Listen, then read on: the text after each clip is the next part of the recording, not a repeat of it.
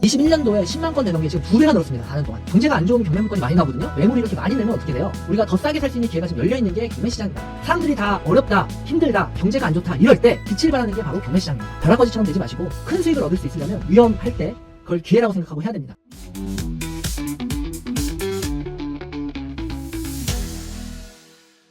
네, 반갑습니다 여러분. 부동산 투자를 하는데 이 부동산 시장을 모르고 투자하면 이길 수가 없습니다. 해변가에서 서퍼들 있잖아요. 서퍼들이 파도를 이기려고 하는 게 아니라 그 파도의 흐름을 읽고 그 파도를 이용해서 가장 멋지게 이렇게 잘 타시는 분들이 이제 뛰어난 서퍼인데, 우리 부동산 투자도 마찬가지입니다. 이런 파도처럼 이 부동산 시장을 잘 읽고 투자를 하는 분들이 더 큰 수익을 볼 수가 있다. 네, 이렇게 참고를 하시고 시장을 여러분들도 관심 있게 보셔야 된다. 네, 첫 번째 뉴스입니다. 당첨되면 10억의 차익. 야, 로또 분양하는 단지가 또 나왔습니다. 서울 청량리역 롯데캐슬 단지인데요. 지금 3개 가구가 무순위 청약으로 오늘 내일 입찰을 할 수가 있습니다. 지금 청약홈에서 해당 물량이 나온 거고요. 이거는 계약 취소 물량이라 토지거래 허가에 대한 규제도 없고요. 그리고 전매 제한도 없는 이런 물건입니다. 왜 없냐면 이게 최초 당첨자 발표일로부터 지금 3년이 넘어서 전매 제한 자체가 없기 때문에 청약을 당첨을 받게 된다면은 잔금 내고 바로 팔 수가 있는 거죠. 거기다가 지금 서울 전역이 토지거래 허가구역으로 묶여 있는데 해당 아파트는 대지 지분 자체가 15제곱미터 이하이기 때문에 사각지대인 거죠. 정책의 사각지대. 우리가 사서 실거주를 안 해도 되고 전매도 할 수 있는 요런 물건인데, 지금 현재 최근 거래된 물건이 19억 5천 이렇게 거래됐는데 10억에 가까운 시세 차익을 거둘 수 있을 만큼 저렴한 금액에 반값에 청약을 할 수 있는 물건이에요.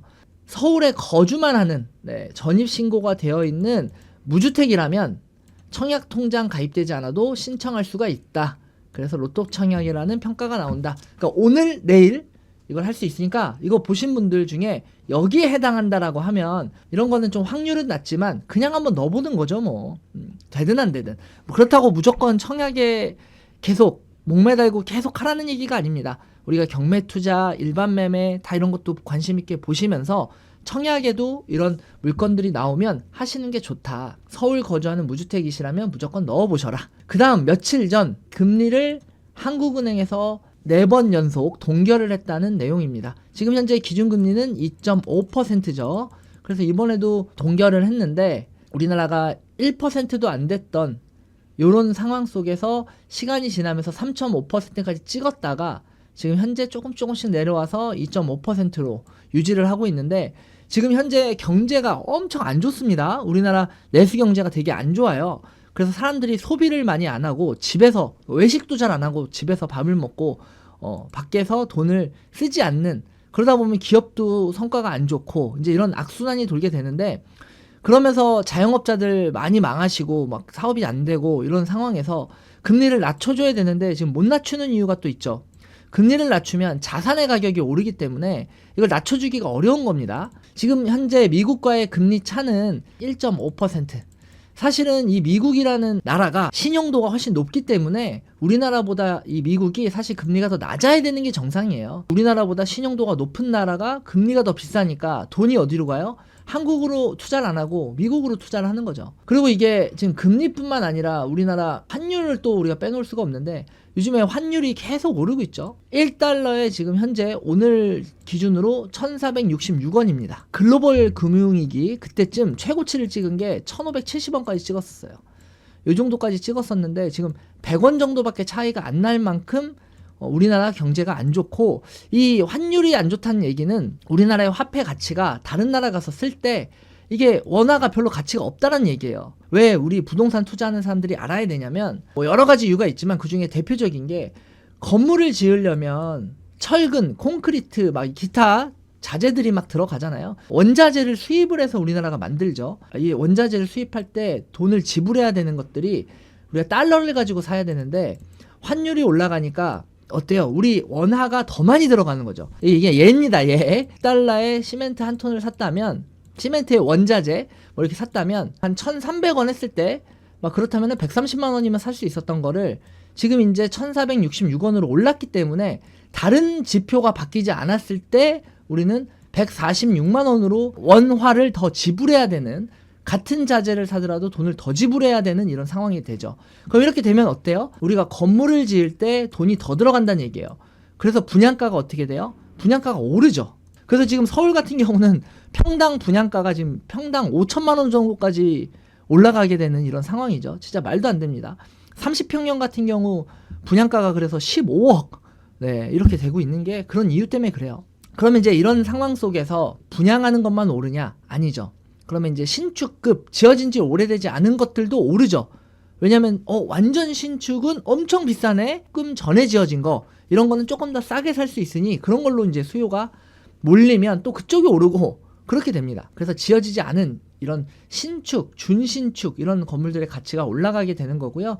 여러분들이 이런 환율과 금리에 대해서도 이렇게 좀 관심을 가지시고 보시면 좋을 것 같아요. 서울 경기의 씨가 마른 전세 매물, 경기까지도 번지는 불안 심리. 이게 왜 그러냐면 이제 10월 15일 부동산 대책 이후에 3중 규제가 발표가 됐죠. 그 매수하는 측면에서 실거주 말고 갭 투자식으로 전세를 끼고 살려고 하는 분들도 많았었는데 이제 그런 게 원천적으로 차단이 되고 대출도 적게 나오다 보니까 매매하려고 했던 분도 매매를 못 사게 되고 전세를 살려고 하는 분들은 또 몰리고, 그리고 전세를 줄 거면 그냥 차라리 좀 싸게 전세를 주니 월세를 줘야겠다 이렇게 생각하는 분들도 많으면서 10월 15일 대책 이후에 전세 매물이 급감을 했습니다. 서울만 해도 전세 매물이 20%가 줄었고요.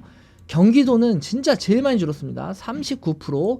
그 중에서도 이제 이 경기도를 쪼개면 이렇게 나뉘는 거죠. 성남시 있고 하남시 있고 용인시 있고, 이 중에서 막 보세요. 하남시 같은 경우는 70%가 줄었습니다.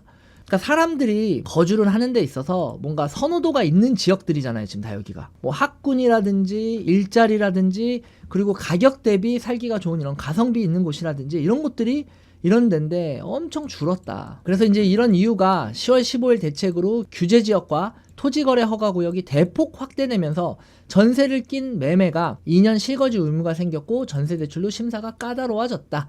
그러면서 시장에 나와야 될 전세 매물이 차단되면서 공급이 멈췄다. 이러면서 어떻게 됐냐? 새로운 곳을 찾기보다는 기존에 있던 전세를 연장해서 살거나 좀 더 내가 불편하더라도 전세 매물이 좀 싼 곳, 이런 곳으로 좀 멀어지는 거죠. 도심에서 멀어지게끔 이렇게 가게 되는데, 그 안에서 결국은 우리가 전세난이 확산하는 수도권에서 입주 물량 많은 곳을 알아야, 그러니까 신축 건물이 지어서 뭐 2,000세대, 3,000세대 한 번에 공급이 쏟아지면 이때 이 주변은 좀 전세 가격이라든지 월세 가격, 이런 임대차 매물들이 좀 저렴하게 나오는 경우들이 많은데, 이런 것들을 알면 우리가 좀 더 저렴한 곳을 찾을 수가 있겠죠. 그래서 어디가 입주 물량 많은지를 좀 보시는 게 중요한데, 서울 같은 경우 전세값이 43주째 상승하고 있다. 수도권도 오르고 있다. 막 그런 얘기인데요.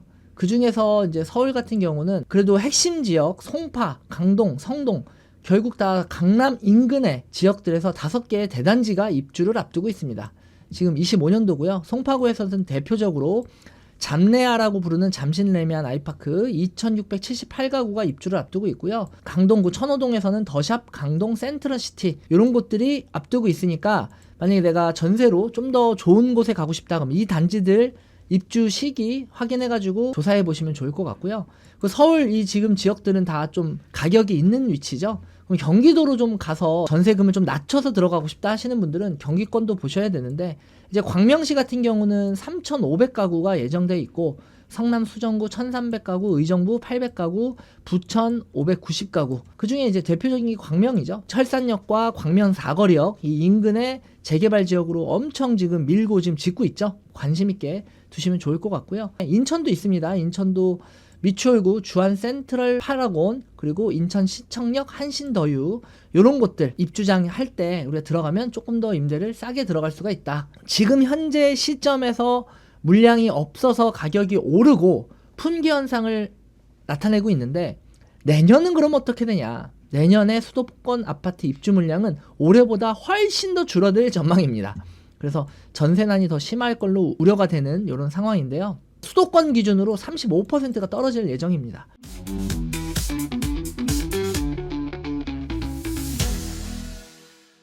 전세 매물도 줄어들고 전세값도 오르다 보니까 월세도 같이 오르는 이런 상황이 발생을 하고 있는데, 이 그래프만 봐도 딱 오르는 게 보이시죠? 그래서 22년도에 5억 4천 했던 게 지금 현재 3년 지나서 1억 정도가 올랐다. 전세 가격이. 와, 20%가 오른 거죠. 20%가. 거기다 10월 서울 아파트 평균 월세값 추이 보면은 123만 원이었던 월세 가격이 25년도에 146만 원으로 23만 원이 올랐습니다. 4년 동안 20%가 올랐으니까 매년 5%씩 오른 꼴이 되는 거고요. 내 급여 빼고 다 오르는 게 주변의 그런 실제 상황이죠. 안타깝습니다. 내 급여가 많이 오르고 이런 게 적게 올라야 되는데, 거주비 현대인들이 지불하는 금액이 30% 가까이 된다고 합니다.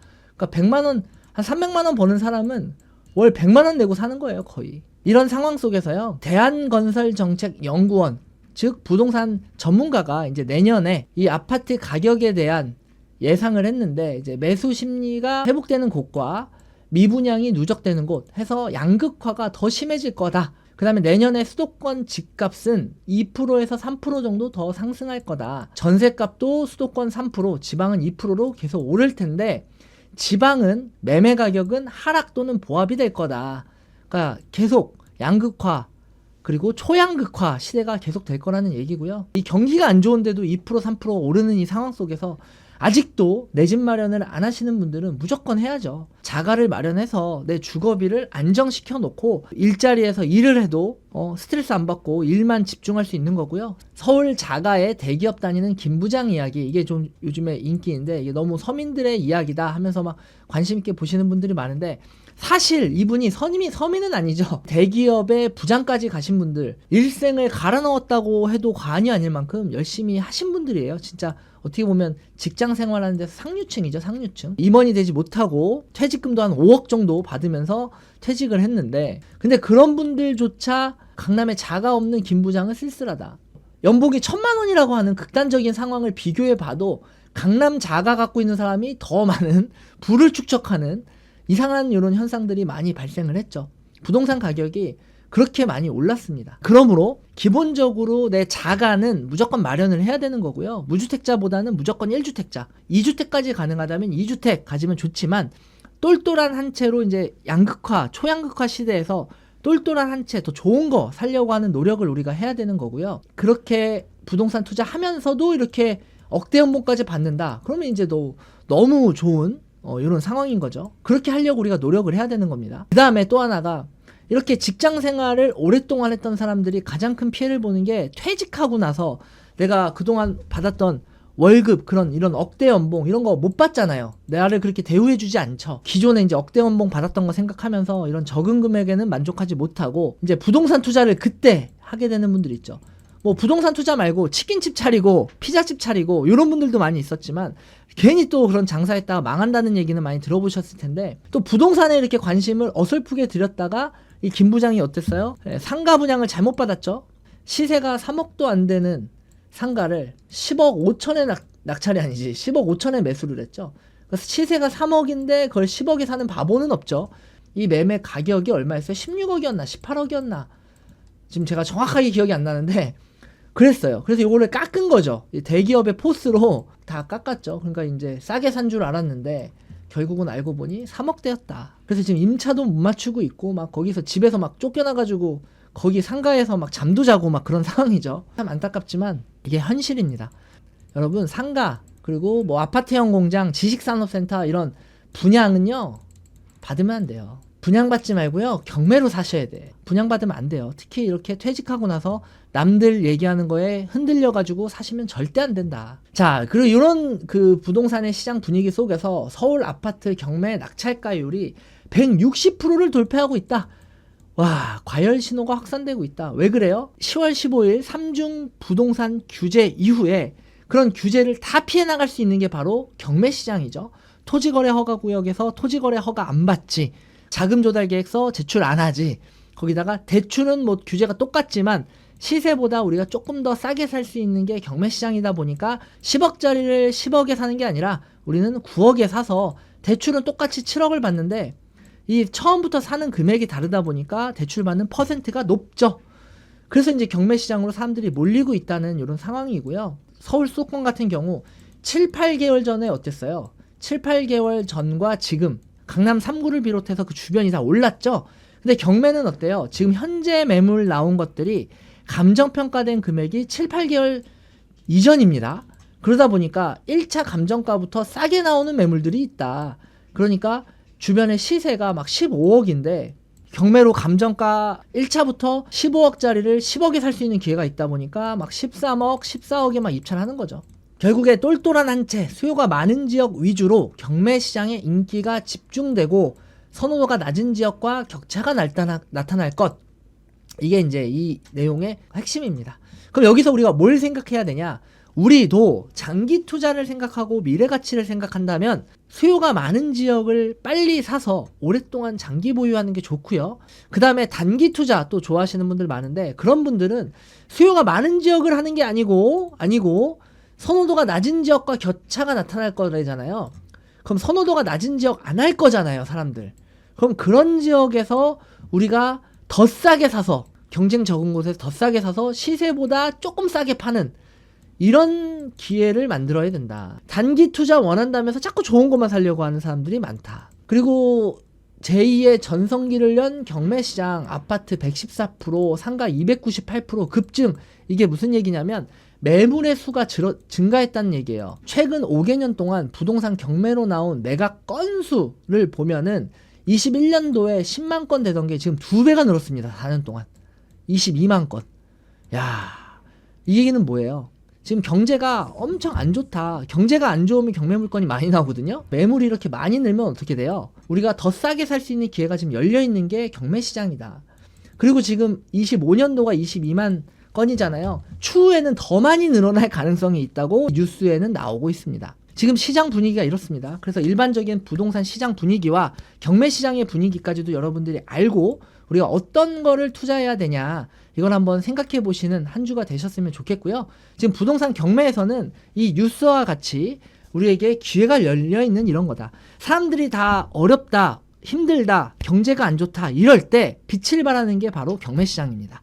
여러분들 지금도 경매 시장에서 돈을 벌어본 사람들은 계속 벌고 있고요. 나도 저렇게 하고 싶은데 이렇게만 생각하지 마시고 여러분도 지금 기회에 배우고 따라해야 됩니다. 돈 버는 사람들이 하는 걸 옆에서 봐야 그런 것들 나도 따라하면서 같이 돈 벌면서 경험을 하는 거지, 그냥 옆에서 아이 돈 벌었네 그럼 나중에 해볼까? 이런 사람들은 나중에 또 이제 매물도 줄고 다 가격 올릴 때 안 사가지고 후회하는 그런 시장에서 또 후회를 같이 하지 마시고 벼락거지처럼 되지 마시고 큰 수익을 얻을 수 있으려면 위험할 때 그걸 기회라고 생각하고 해야 됩니다. 내가 충분히 경험과 실력으로 나는 할 수 있다. 그럼 지금 그냥 하시면 돼요, 혼자서. 근데 혼자서 생각보다 하시기 어려운 분들이 많죠. 그런 분들이 이제 저희 위더스 경매와 함께 하시면은 저희 소수로만 PT식으로 하니까 여러분들이 저와 직접 1대1로 상담 받아가면서 위기의 시장 속에서 저와 함께 돈 버는 이런 기회로 만드실 수 있을 겁니다. 자, 오늘은 이렇게 부동산 뉴스 가지고 이야기를 했고요. 이 영상이 여러분께 도움이 되셨다면 구독, 좋아요 부탁드리고 전 내일 오전 9시 30분에 또 다른 정보를 가지고 찾아뵙도록 하겠습니다. 오늘 하루도 행복하게 보내세요. 감사합니다.